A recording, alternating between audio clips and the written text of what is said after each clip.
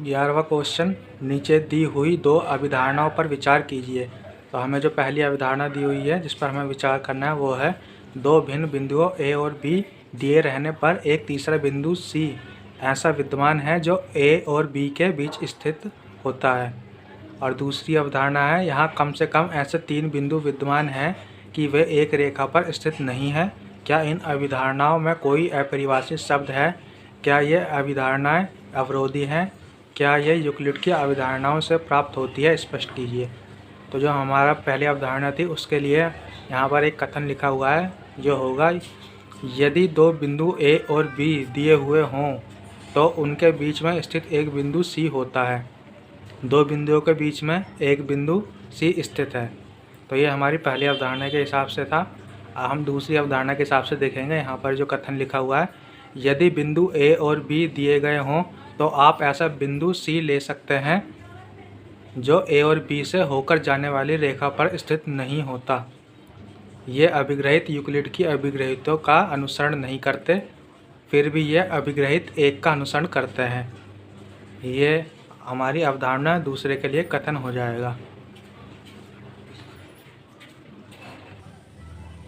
12वां question, यदि दो बिंदुओं ए और बी के बीच ऐसा बिंदु सी स्थित है कि ए सी और बी सी है तो सिद्ध कीजिए कि ए सी बराबर 1/2 इंटू में ए बी है। एक आकृति खींचकर स्पष्ट कीजिए। तो हमने यहाँ पर एक आकृति खींच ली है। यहाँ पर हमने एक रेखा खींची ए बी और ए बी से ही हमने एक रेखा खींची ए सी और बी सी। तो ए सी हमारी 2 है और बी सी हमारी 2 है और हमारी ए बी 4 हमने मान ली। तो ए सी बराबर है बी सी के, तो हमने यहाँ पर लिख लिया है ए सी बराबर बी सी, जैसा क्वेश्चन में ही बोला हुआ है हमें, ए सी बराबर बी सी। ए सी हमारी 2 है और बी सी भी 2 है। तो हमने क्या करा, यहाँ पर हमने दोनों पक्षों में ए सी को जोड़ दिया दोनों पक्षों में। तो यहाँ पर हमने ए सी प्लस ए सी लिख दिया और यहाँ बी सी प्लस ए सी। तो यहाँ पर हो गया 2AC और यहाँ हो गया BC प्लस AC। अगर हम BC प्लस AC करें तो वो हो जाएगा AB के बराबर, क्योंकि BC हमारा 2 है और AC हमारा 2 है, तो 2 और 2 हो जाएगा मिलकर AB के बराबर। तो हमने यहाँ पर BC प्लस AC के स्थान पर AB रख दिया। तो BC प्लस AC बराबर AB रखने पर तो हमने यहाँ पर AB रख दिया, तो यहाँ पर 2AC बराबर AB हो गया। अब ये 2 यहाँ पर गुणा में है तो यहाँ के भाग में आ जाएगा। तो AC बराबर हो गया AB अपॉन में 2। तो AC बराबर हमने 1/2 इंटू में AB सिद्ध कर दिया यहाँ पर। ये हो गया हमारा क्वेश्चन नंबर 12 का आंसर। क्वेश्चन नंबर 13, प्रश्न 12 में C रेखाखंड AB का एक मध्य बिंदु कहलाता है। सिद्ध कीजिए कि एक रेखाखंड का एक और केवल एक ही मध्य बिंदु होता है। तो हमने यहाँ पर पहले क्वेश्चन में जिस प्रकार देखा था कि हमने एक रेखाखंड खींचा था ए बी और जिसका मध्य बिंदु था सी। तो हम शुरुआत में पहला मध्य बिंदु सी देखेंगे। तो हमने यहाँ से समीकरण ले लिया जो हमें ज्ञात हुआ था, ए सी बराबर 1/2 इंटू में ए बी। तो यहाँ पर हमने एक और बिंदु माना हुआ है डी, जो कि हमारा मध्य बिंदु हम मानेंगे। सी और डी दोनों का मध्य बिंदु मानेंगे और बाद में आगे देखेंगे कि रेखाखंड का केवल एक ही मध्य बिंदु होता है या और भी हो सकते हैं। तो हमने यहाँ पर लिखा, सबसे पहले माना डी व सी ए बी का मध्य बिंदु हैं। तो सबसे फिर हम लिखेंगे यहाँ पर सी और डी को हमने मध्य बिंदु मान लिया ए बी रेखाखंड के। तो सी ए बी का मध्य बिंदु है, तो हमारा जो ए सी हो जाएगा वो हो जाएगा ए बी का आधा हो जाएगा। जब सी मध्य बिंदु हो जाएगा तो ए सी आधा हो जाएगा ए बी का। तो ए सी बराबर हो जाएगा 1/2 ए बी, क्योंकि सी मध्य बिंदु बन जाएगा। तो ये इसके बीच का आ जाएगा और ये रेखाखंड को 2 बराबर हिस्सों में काटेगा। तो ए सी हो जाएगा बराबर में 1/2 ए बी। और इसी प्रकार जब हम यहाँ मानेंगे डी को, डी ए बी का मध्य बिंदु होगा, तो ये हो जाएगा ए डी बराबर में 1/2 ए बी। तो हम इसे मान लेंगे समीकरण फर्स्ट और इसे मान लेंगे समीकरण सेकंड। तो हम समीकरण फर्स्ट व समीकरण सेकंड की तुलना करेंगे। तो ए सी बराबर हो जाएगा ए डी, क्योंकि ए सी बराबर 1/2 ए बी है और ए डी बराबर भी 1/2 ए बी है। तो हम कह सकते हैं ए सी ए डी के बराबर है। तो हमने यहाँ पर लिख लिया ए सी बराबर ए डी और इसे हमने लिख लिया तीसरा समीकरण। इसे हमने तीसरा समीकरण मान लिया।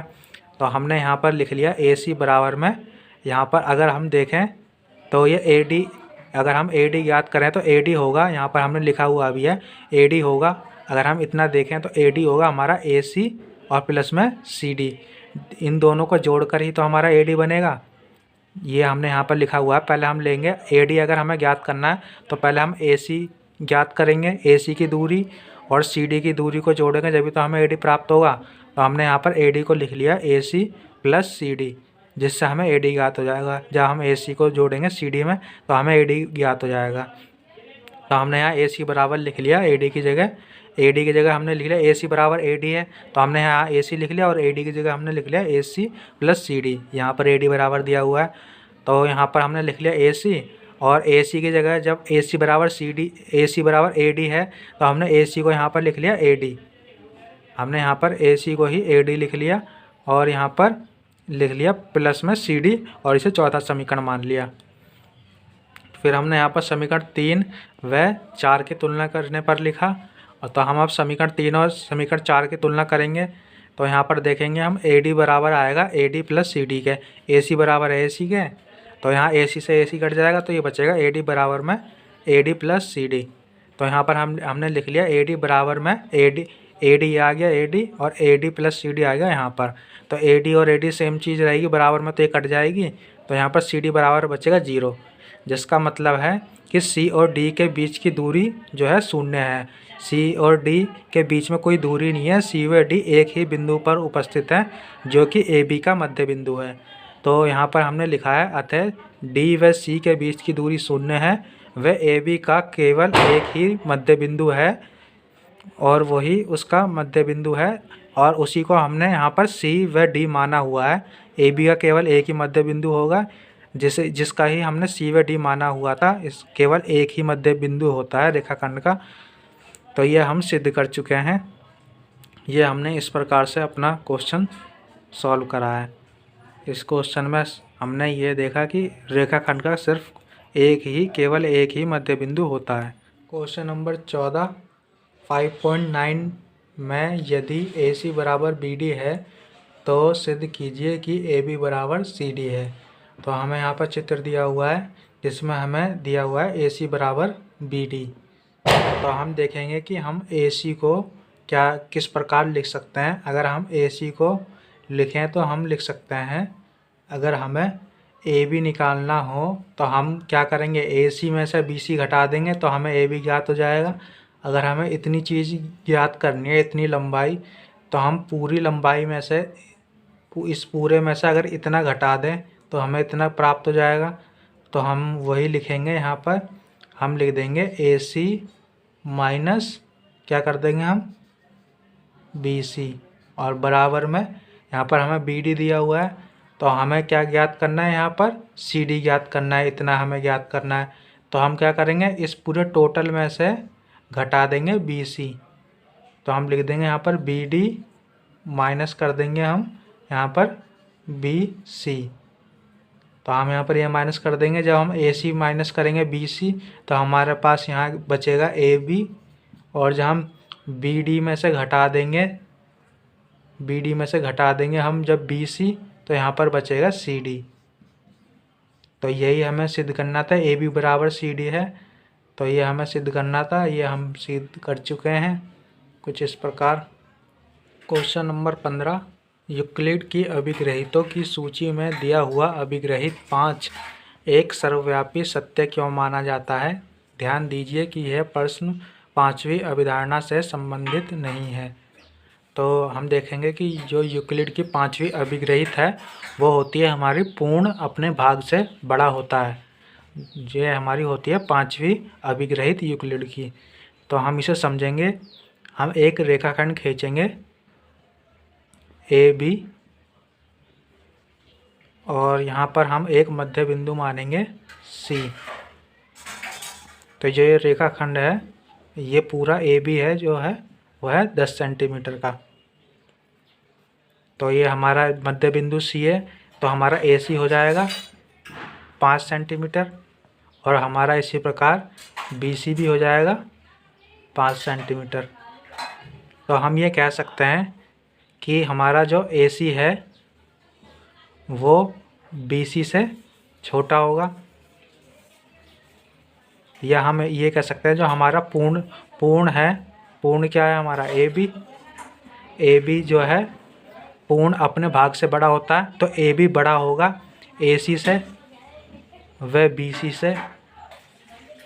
ये हमारा पूर्ण है क्योंकि जो पूर्ण रेखाखंड है वो तो ए बी है, और जो उसका भाग है वो होगा ए सी और बी सी, तो ए बी बड़ा होगा ए सी व बी सी से। तो जो हमारी पांचवी अभिग्रहित है पूर्ण अपने भाग से बड़ा होता है, यह एक सर्वव्यापी सत्य माना जाएगा। यह हमने सिद्ध कर दिया है कि एक सर्वव्यापी पांचवी अभिग्रहित एक सर्वव्यापी सत्य क्यों माना जाता है। तो इस प्रकार ये हमारा आंसर हो जाएगा। क्वेश्चन नंबर 16 और 17, तो हम इसमें इन दोनों क्वेश्चनों को ही हल करके समझेंगे। जो जिस प्रकार से ये सेम क्वेश्चन है ये दोनों के लिए ही लागू होगा, क्योंकि इसमें यूक्लिड की पांचवी अवधारणा के बारे में ही पूछा गया है और हम इसी के बारे में समझेंगे। तो हमने यहाँ पर यूक्लिड की पांचवी अवधारणा लिखी हुई है, तो पहले इसे समझते हैं। दो सीधी रेखाओं को काटती हुई यदि एक सीधी रेखा अपने एक ही पक्ष में निर्मित आंतरिक कोणों का योग दो समकोण से कम बनता है, तब यदि दोनों रेखाओं को अपरिमित रूप से बढ़ाई जाए तब वह उस पक्ष में एक दूसरे से मिलेंगी जिस पक्ष में आंतरिक कोणों का योग दो समकोण से कम है। तो यहाँ पर हम पहले समझेंगे, एक जो समकोण होता है वो होता है 90 डिग्री, तो दो समकोण हो जाएंगे 180 डिग्री। तो यहाँ पर जो बात करी गई है दो समकोणों से कम होगा, तो कोणों का योग 180 डिग्री से कम होने की बात करी गई है यहाँ पर। तो हम पहले समझेंगे, यहाँ पर बात करिए दो सीधी रेखाओं को काटती हुई यदि एक सीधी रेखा, तो यहाँ पर हमने दो सीधी रेखाएं जो ली हैं वो ली हैं ए बी और सी डी, तो उन्हें जो काट रही है एक सीधी रेखा वो है पी क्यू।